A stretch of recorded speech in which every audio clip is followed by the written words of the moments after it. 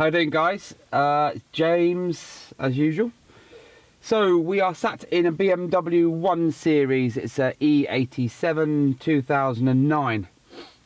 This has been quite an interesting little project today because we had to fit an Alpine iLX-702 7-inch double-din head unit in here, and when it came into us it had the standard single-din BMW professional system that some of them have Bluetooth, some of them don't, and it then coincides with the steering wheel controls. But on this particular model, because it's the single-din, the heating controls were down here.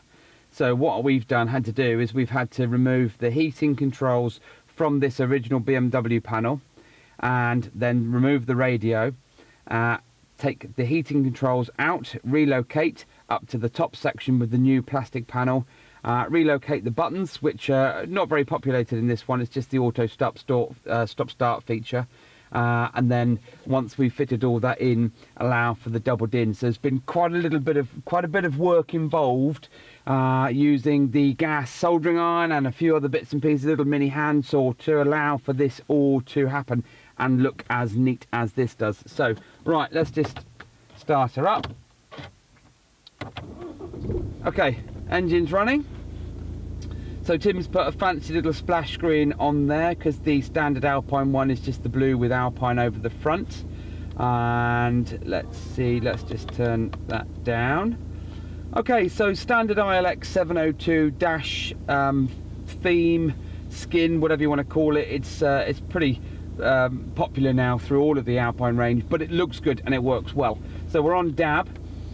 We've had to fit in this car also a 12 volt or a voltage stabilizer, so that when the stop start kicks in, unless you turn it off every single time, which you don't want to do, what it does is it allows the radio to stay on without going off and then losing all the controls and the functions, which is a pain in the backside. So it's a little circuit board that plugs in line to the power and gives it that temporary power for a little bit of time. Microphone is fitted up in the roof. DAB antennas fitted to the glass windscreen on the top left hand corner as usual. USB has been fitted into the glove box because even though the car came with factory USB, there's no way of retaining that because it's data and how it talks to the old head unit. So as you can see here, I'll just turn the fan on. Fan's coming on, and all the buttons that relate to it, so let's just turn that on.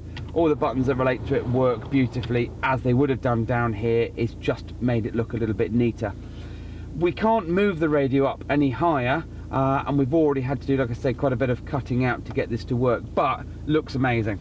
So we've got it to work with the multi-function steering wheel, but this is a relatively basic car, and we've got volume up and down like so.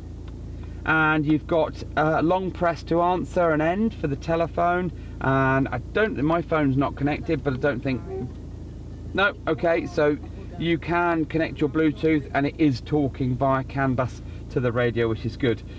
These functions on the right hand side of the steering wheel, I don't know if you can see that or not, I'll describe them to you. One is a recirc for the climate control, which is nothing to do with that, and then the other one is a source mode. So if we're on radio, we should be able to flick through. If Tim goes back to the screen, I've just flicked the button once and we've gone from radio to Bluetooth, back to FM radio, and then moving on to DAB. So if there were any other sources fitted to this vehicle, so if you press and hold the screen here, let's go back to the menu and do that. So if you press and hold the screen, you can activate and deactivate certain functions. So there's no auxiliary fitted, there's no HDMI lead in there. We've just got the USB, the DAB, FM and Bluetooth audio. Okay, there's no features, there's no reversing camera installed in this vehicle. It's always something that we can do at a later date, and you can go in like so. Now we have done quite a few of these videos, especially for the iLX range of vehicles, but not for the 1 Series, and there are plenty of smaller cars out there like this that are fed up with the really basic featureless functions of this. No DAB, hardly any Bluetooth, only a CD and FM player. So glove box is plugged in. We've got the Apple lead on here like so. So it'll ask me to make sure I'm happy. Okay, let's unlock.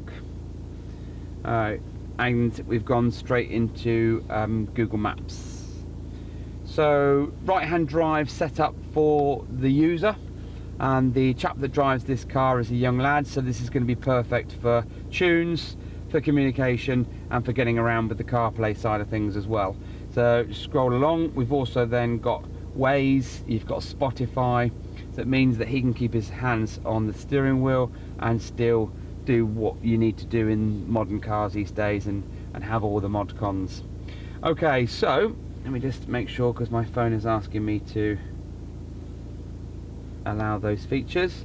So I've just locked on to Waze, got a phone, and then you've got all the other bits and pieces and settings. So you can go into Spotify.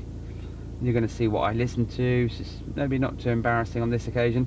Okay, so Android Auto, CarPlay, standard features of the iLX-702. This is in a BMW 1 Series E87 2009. It had an old-fashioned radio with heating controls. Even if you think your vehicle can't even support doubled-in radio, chuck us an email, because the chances are we can get a fitting kit to go in and work and fit nicely, and it's absolutely spot on. So website is www.advanced-incar.co.uk. If you want something like this done, and you have got a car and you know of somebody that wants to upgrade their technology in their car, then get in touch with us. Don't forget to subscribe, like the video, and as usual, thanks for watching.